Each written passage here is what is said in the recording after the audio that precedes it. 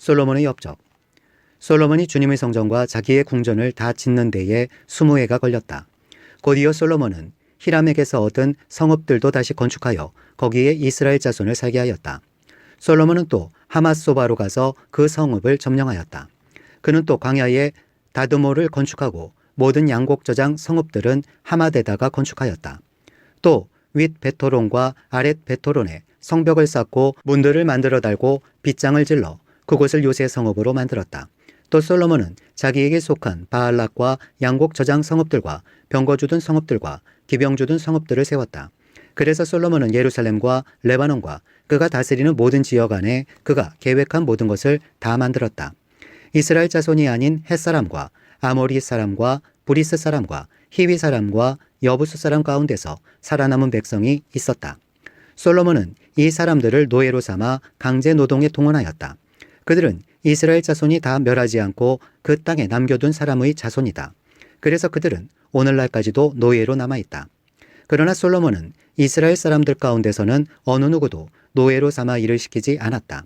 이스라엘 사람은 솔로몬의 군인, 관리들을 통솔하는 최고 지휘관, 병거대 지휘관과 기병대가 되었다.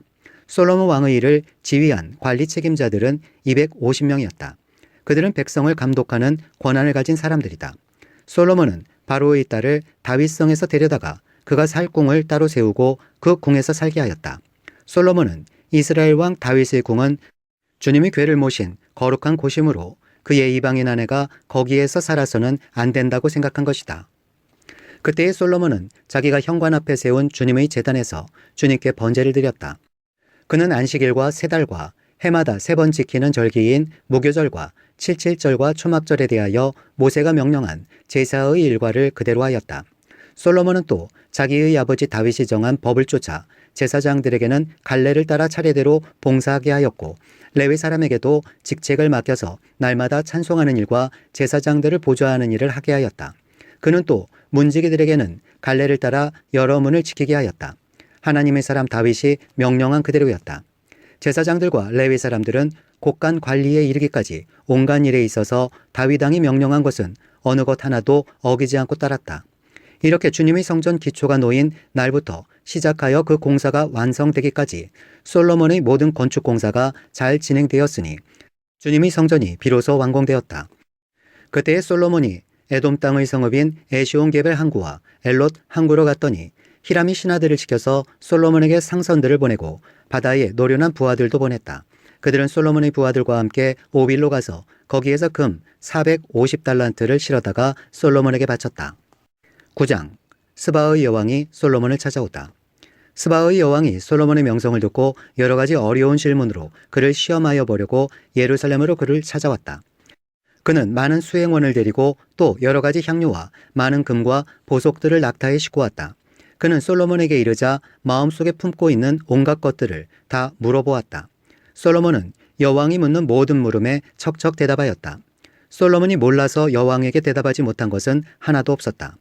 스바의 여왕은 솔로몬이 온갖 지혜를 갖추고 있는 것을 확인하고 그가 지은 궁전을 두루 살펴보고 또 왕의 상에 오른 요리와 신하들이 둘러앉은 모습과 그의 관리들이 일하는 모습과 그들이 입은 제복과 술잔을 받들어 올리는 시종들과 그들이 입은 제복과 주님의 성전에서 드리는 번제물을 보고 나서 넋을 잃었다. 여왕이 왕에게 말하였다. 임금님께서 이루신 업적과 임금님의 지혜에 관한 소문을 내가 내 나라에서 이미 들었지만 와서 보니 과연 들은 소문이 모두 사실입니다.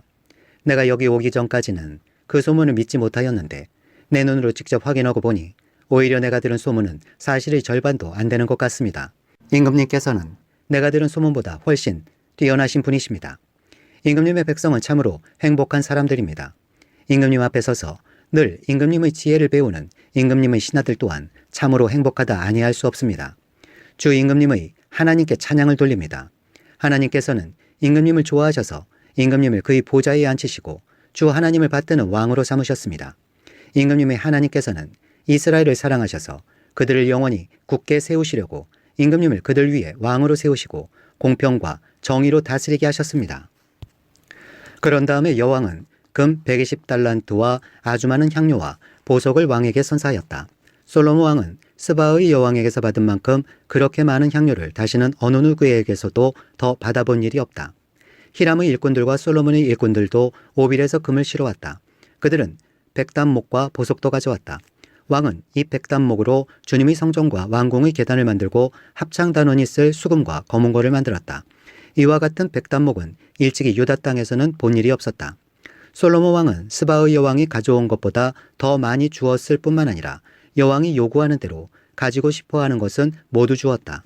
여왕은 신하들과 함께 자기의 나라로 돌아갔다. 솔로몬의 부귀영화. 해마다 솔로몬에게 들어오는 금의 무게가 666달란트나 되었다.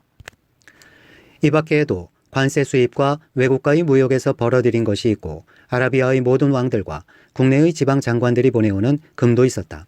솔로몬 왕은 금을 두드려 펴서 입힌 큰 방패를 200개나 만들었는데 방패 하나에 들어간 금만 해도 600세겔이나 되었다. 그는 또 금을 두드려 펴서 입힌 작은 방패를 300개 만들었는데 그 방패 하나에 들어간 금은 300세겔이었다. 왕은 이 방패들을 레바논 수풀궁에 두었다. 왕은 또 상하로 큰 보좌를 만들고 겉에 순금을 입혔다. 그 보좌로 오르는 층계는 계단이 6이었으며 보좌에 붙은 발 받침대는 금으로 만든 것이었다.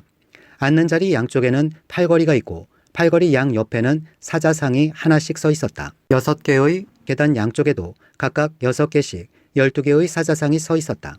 일찍이 어느 나라에서도 이렇게는 만들지 못하였다. 솔로몬 왕이 마시는 데 쓰는 모든 그릇은 금으로 되어 있었고 레바논 수풀궁에 있는 그릇도 모두 순금으로 만든 것이었다. 솔로몬 시대에는 은은 귀금속 축에 들지도 못하였다. 왕의 배들은 히람의 일꾼들을 태우고 다시 쓸어 다니며 새해마다 한 번씩 금과 은과 상아와 원숭이와 공작새들을 실어오곤 하였다. 솔로몬 왕은 재산에 있어서나 지혜에 있어서나 이 세상의 어떤 왕보다 훨씬 뛰어났다. 그래서 세상의 모든 왕들은 솔로몬을 직접 만나서 하나님께서 그의 마음속에 넣어주신 지혜의 말을 드리려고 하였다. 그리하여 그들은 각자 은그릇과 금그릇과 옷과 갑옷과 향료와 말과 노새를 예물로 가지고 왔는데 해마다 이런 사람들의 방문이 그치지 않았다. 병거끈은 말을 메어두는 마구간만 하더라도 솔로몬이 가지고 있던 것이 4,000칸이나 되었다. 기병은 12,000명에 이르렀다. 솔로몬은 그들을 병거 주둔성과 왕이 있는 예루살렘에다가 나누어서 배치하였다. 그는 유프라테스 강에서부터 블레셋 영토에 이르기까지 또 이집트의 국경에 이르기까지 모든 왕을 다스렸다. 왕의 덕분에 예루살렘에는 은이 돌처럼 흔하였고 백향목은 세펠레 평원지대의 뽕나무만큼이나 많았다. 솔로몬은 이집트에서 그리고 다른 모든 나라에서 군마를 사들였다. 솔로몬이 통치계요.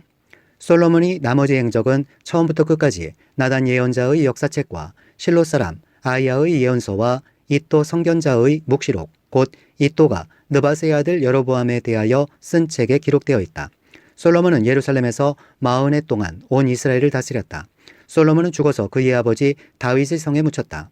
그의 아들 르호보암이 그의 뒤를 이어 왕이 되었다.